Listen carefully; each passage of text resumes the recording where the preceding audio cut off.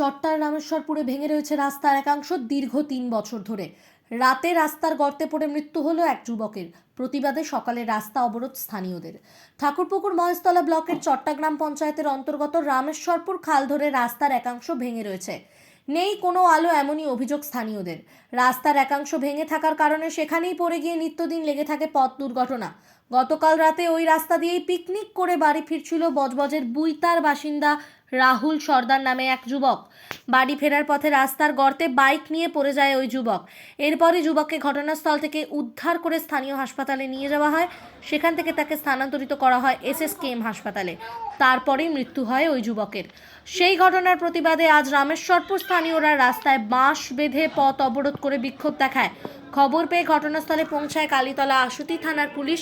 ঘটনাস্থলে পুলিশ পৌঁছালে পুলিশকে ঘিরে বিক্ষোভ দেখায় স্থানীয়রা। খবর পেয়ে ঘটনাস্থলে পৌঁছায় স্থানীয় পঞ্চায়েত সদস্য।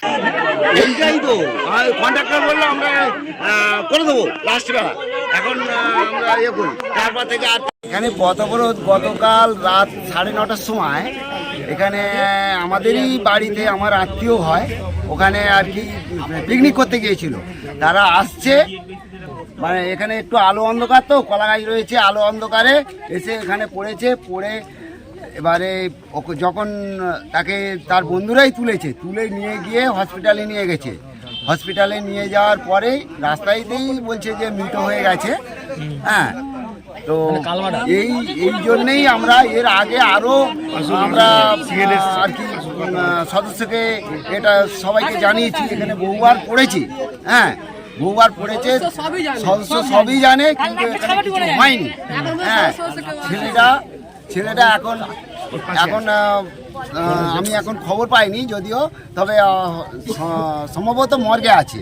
হ্যাঁ, তো এইরকম মর্মান্তিক ঘটনা যাতে আর না হয়, পথ অবরোধ করেছি।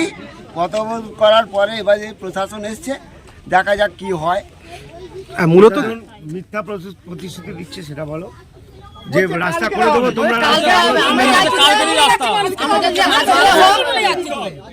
বারবার পঞ্চায়েত প্রতিশ্রুতি দিচ্ছে যে হবে। কোন পঞ্চায়েত?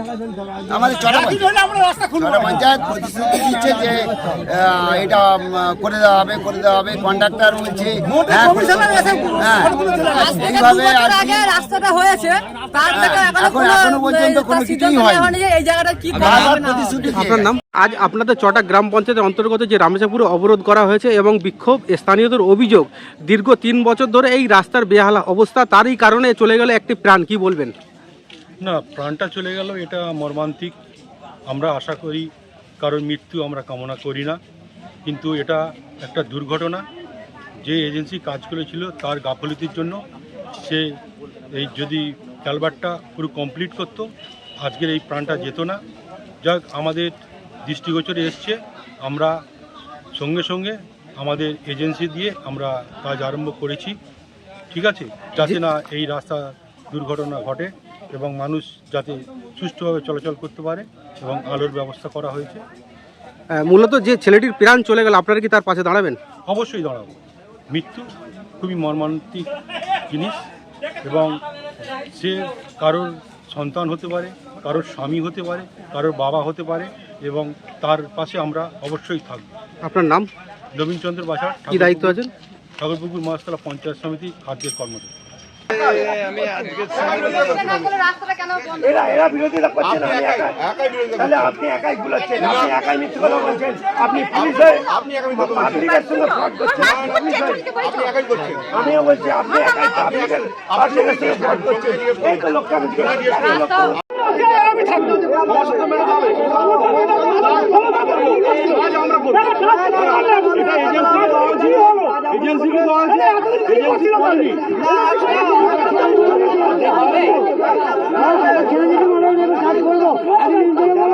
হয়েছিল এখানে একজন বাইক নিয়ে যেতে গিয়ে রাস্তাটা ভাঙা, তো অন্ধকারে বুঝতে পারিনি, ওই ভাঙাটার মধ্যে পড়ে গেছে।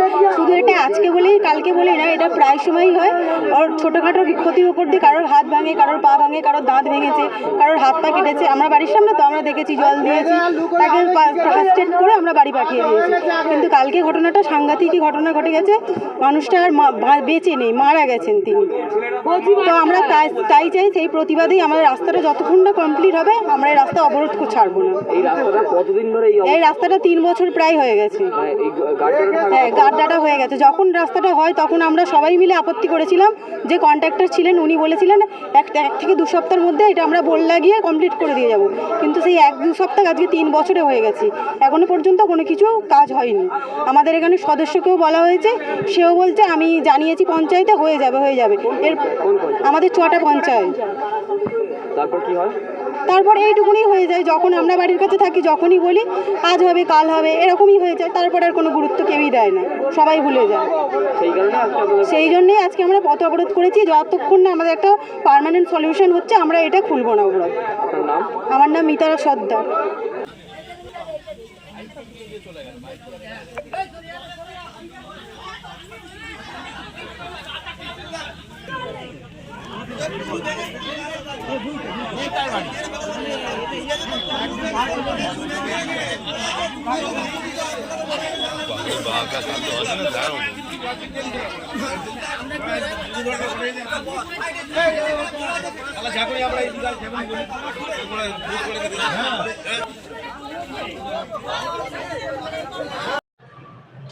চটা গ্রাম পঞ্চায়েতের রামেশ্বরপুরের যে দুর্ঘটনায় একজন যুবকের প্রাণ গেছে, খুবই দুর্ভাগ্যজনক, খুবই দুঃখজনক। আমরা সিপিআইএমের পক্ষ থেকে সেই যুবকের পরিবারের প্রতি সহানুভূতি জানাচ্ছি। আর এই গর্ত যেখানে দুর্ঘটনায় সেই যুবকের প্রাণ গেছে, এ তো 1-2 বছরের গর্ত না, বহুদিন হচ্ছে এই গর্ত রয়ে গেছে। তৃণমূল পঞ্চায়েতের নজর পড়বে কি করে? তৃণমূলের পঞ্চায়েতের নজর কাটমানি খাওয়াতে, তৃণমূল পঞ্চায়েতের নজর তোলাবাজিতে, তৃণমূলের পঞ্চায়েতের নজর দুর্নীতিতে। তার ফলে সাধারণ মানুষের উন্নয়নের জন্য তৃণমূল পঞ্চায়েত না, তৃণমূল পঞ্চায়েত শুধুমাত্র কাটমানি তোলাবাজিতে ব্যস্ত।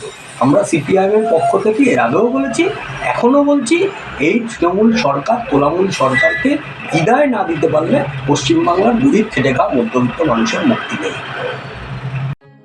এখন আপনার বাড়ি, অফিস এবং দোকানকে সুরক্ষিত রাখুন টোটাল সিকিউরিটি সলিউশনের সাথে।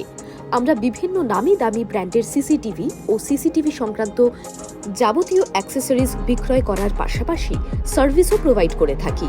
টোটাল সিকিউরিটি সলিউশন একটি নির্ভরযোগ্য প্রতিষ্ঠান যা 24/7 সার্ভিস প্রোভাইড করে থাকে। তাছাড়া এই প্রতিষ্ঠান দীর্ঘদিন ধরে যত্ন সহকারে দোকান, বাড়ি, কারখানা, স্কুল, নার্সিংহোম, হোটেল, রেস্টুরেন্ট, শোরুমগুলিতে পরিষেবা দিয়ে চলেছে। আমাদের এখানে প্রশিক্ষণপ্রাপ্ত টেকনিশিয়ান দ্বারা কাজ করানো হয়। আমাদের ঠিকানা গার্ডেন রিচ, মেটিয়া ব্রুজ, কলকাতা 700024। বিশদে জানতে যোগাযোগ করুন 7003047447। লাইক, শেয়ার, ফলো করুন আমাদের ফেসবুক পেজ RGM নিউজ ও ফলো করুন ইনস্টাগ্রাম, ফলো করুন আমাদের RGM নিউজ। সঙ্গে থাকতে দেখতে থাকুন RGM নিউজ, আপনার এলাকার খবর সবার আগে।